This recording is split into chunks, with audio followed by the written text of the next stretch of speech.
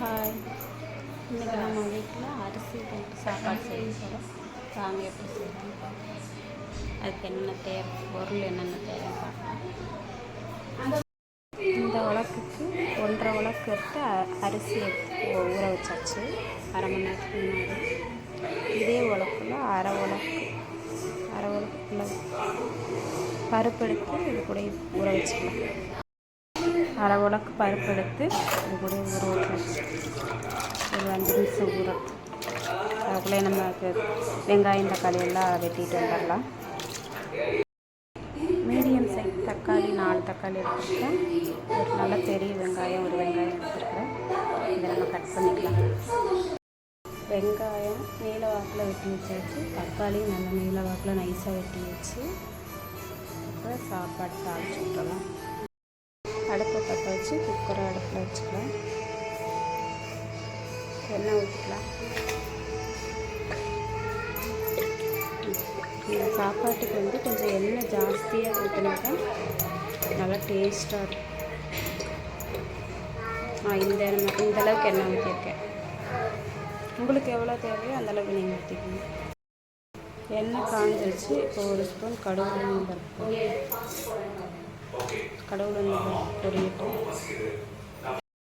இது கூட கொஞ்சம் கடலைப்பருப்பு போட்டுக்கலாம். இப்போ நம்ம வெங்காயத்தை போட்டுக்கலாம்.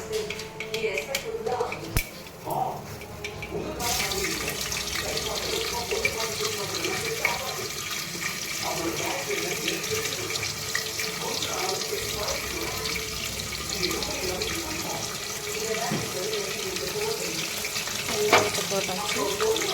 இப்போ நம்ம ஒரு கைப்பிடி சின்ன வெங்காயம் எடுத்து முடிச்சு வச்சுருக்கோம். இதே இது கூட சேர்த்துக்கலாம்.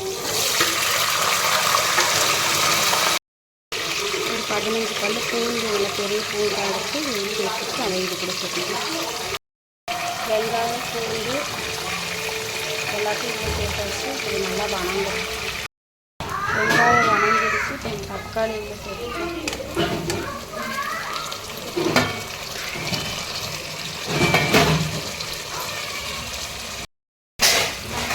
தக்காளி வணங்குறதுக்கு லைட்டாக போட்டுக்கலாம்.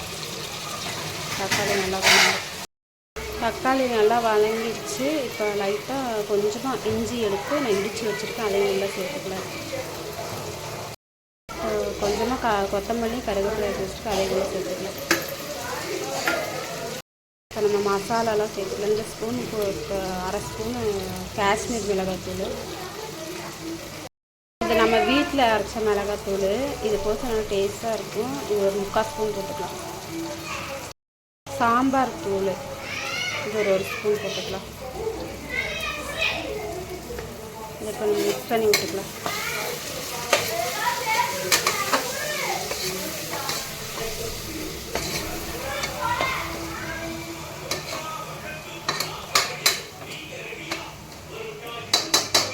இப்போ நம்ம தண்ணி சேர்த்துக்கலாம்.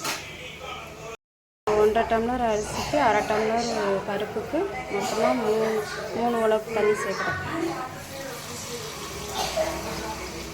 4 உலக்கு சேர்த்துருக்கேன். உங்களுக்கு உங்கள் குக்கருக்கு எவ்வளோ தண்ணி தேவைப்படுதோ அந்தளவுக்கு நீங்கள் சேர்த்துக்கலாம். தண்ணி சேர்த்தாச்சு. நம்ம அரிசி உள்ளே சேர்த்துக்கலாம். அரிசி உள்ளே சேர்த்தாச்சு. இப்போ நல்லா நுர கட்டி வரட்டும். அதுக்கப்புறம் நம்ம விசில் போட்டுக்கலாம். சாப்பாடுக்கு தேவையான உப்பு போட்டுக்கலாம். போட்டாச்சு. கொஞ்சம் நுர வரட்டும். அதுக்கப்புறம் நம்ம விசில் போட்டுக்கலாம். நுர வந்துச்சு. நம்ம விசில் போட்டுக்கலாம். விசில் போட்டாச்சு. இப்போ இது ஒரு 3-4 விசில் வரட்டும். அதுக்கப்புறம் ஓப்பன் பண்ணி பார்க்கலாம் எப்படி இருக்குன்னு. விசில் வந்துடுச்சு. இப்போ நம்ம அடுப்பு நிறுத்திடலாம். இப்போ விசில் அடங்கட்டும். சாப்பாடு விசில் அடங்கட்டும். அதுக்குள்ளே நம்ம ஒரு 6 முட்டை எடுத்து வேக வச்சுக்கலாம். தக்காளி சாப்பாட்டுக்கு முட்டை வச்சு வேக வச்சு முட்டை சாப்பிட்டோம்னா நல்லா டேஸ்ட்டாக இருக்கும். பிடிச்சிருந்தா நீங்களும் என்ன பண்ணுங்க. முட்டை வேகட்டும். சாப்பாடு ரெடி ஆகிடுச்சு. வாங்க ஓப்பன் பண்ணி பார்க்கலாம். ஓப்பன் பண்ணியாச்சு.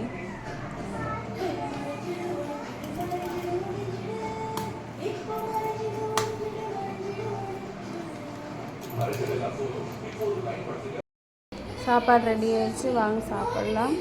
இந்த வீடியோ பிடிச்சிருந்தா மறக்காமல் சப்ஸ்கிரைப் பண்ணுங்கள், லைக் பண்ணுங்கள், ஷேர் பண்ணுங்கள், கமெண்ட் பண்ணுங்கள்.